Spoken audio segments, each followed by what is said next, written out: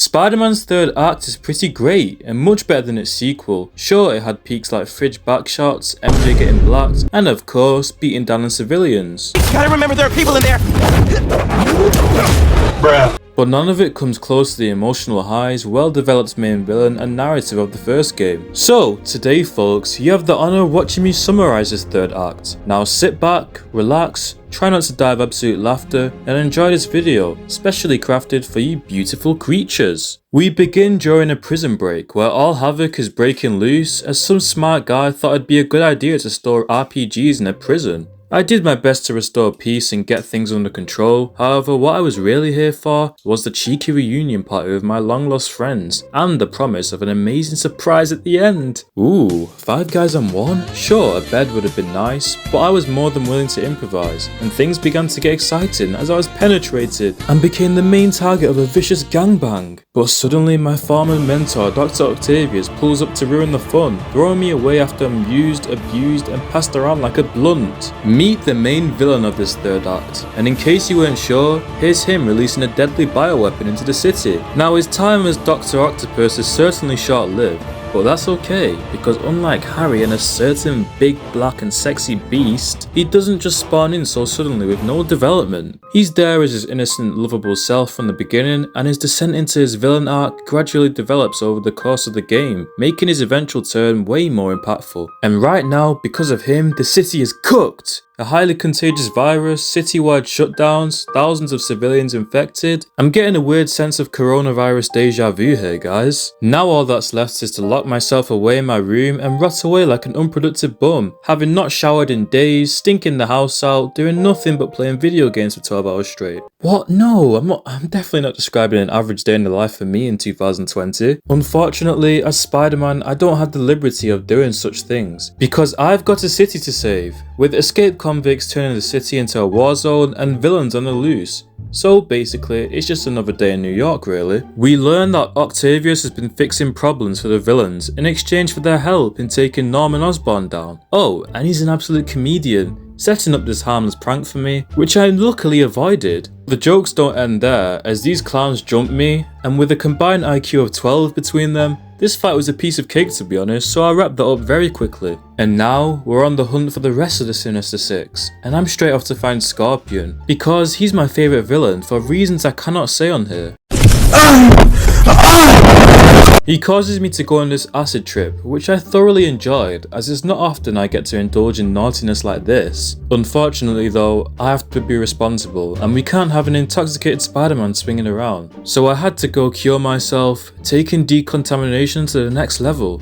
But despite fixing myself up, I was still feeling under the weather, so I thought a trip to Feast Shelter would do me good. And I went over there to speak to my Aunt May, who seemed sick herself, and she tells me that Miles is off to get medical supplies for Feast. Well, what do we have here? A young delinquent stealing to help the sick? How dare you commit such a treacherous crime? It was so outrageous that it even got Rhino all riled up as he chased the boy down to make him pay for his crime. Of course, I pulled up, wanting to get in on the disciplinary fun, but the boy somehow escaped, so I settled on fighting Rhino instead. And then Scorpion even pulls up for round 2. And there's just something about this guy. He always gets the better of me. The scary six? But you know what? It's my job to constantly adapt and overcome, and with these two being as dumb as rocks, it wasn't that hard to put them both out of commission. Another job well done for me. I think I deserve a like and a new subscriber if you're enjoying the video. I've been doing so much work lately, so of course I decided to take a much needed rest and shift the workload onto my civilian girlfriend, tasking her with breaking and entering into Norman Osborn's highly guarded apartment, with armed soldiers permitted to use lethal force, because I need info about a Devil's Breath cure, as it's his project. Before I gained access though, I had to play the role of a Division 1 instigator, channeling my elite rage bait abilities to stir the pot and rile up the people to distract the guards.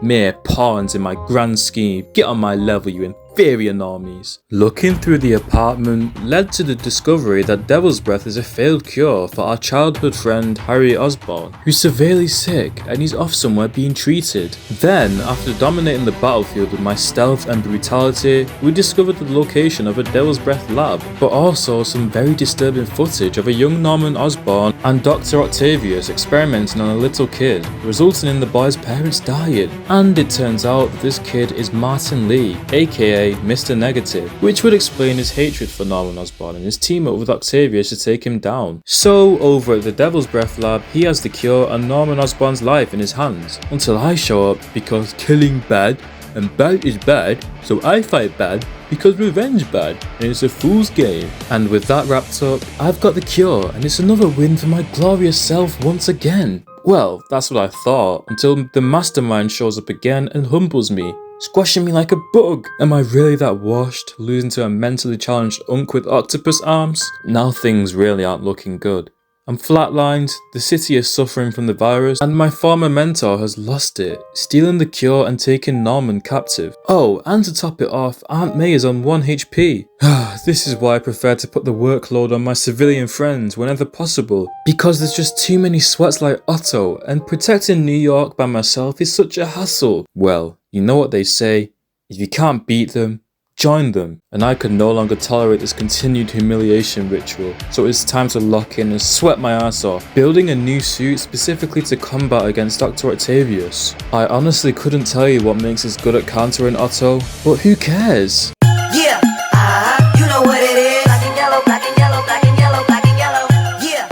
It's certainly better than that monstrosity of a suit that Miles cooked up in the sequel. Over at Oscorp Tower is the final showdown. Octavius has Norman captive, demanding he confesses about Devil's Breath, and tell everyone how much of a cunt he is. But luckily for him, my reborn self turned up to save the day, and it was time for the fight of a lifetime. It was truly a heartfelt battle against my mentor, with so much emotional weight, but I didn't hold back. I guess I forgot that bro is still just a human, and not an amped up supervillain. At one point, I thought it'd be funny to point out that double chin of his, but bro can't take a joke and crashes out, exposing my identity, which didn't even matter because apparently he's known who I was the whole time, making his actions even more devastating. What? The high IQ ultra genius didn't believe me when I lied and told him I was just Spider-Man's tech designer. No way. Knowing that he knew really pissed me off, and so our battle reached its absolute peak, and I defeated Octavius once and for all, leaving him as a shell of his former self. And with the cure back in my hands, all I could think about is saving Aunt May. But now I had to make the ultimate choice. Save one at the cost of millions of lives, or sacrifice the last remaining part of my family to save millions of lives. What do I do? You really think I can be bothered to search for a cure again? Sounds like a hassle. Sorry Aunt May, your time is up.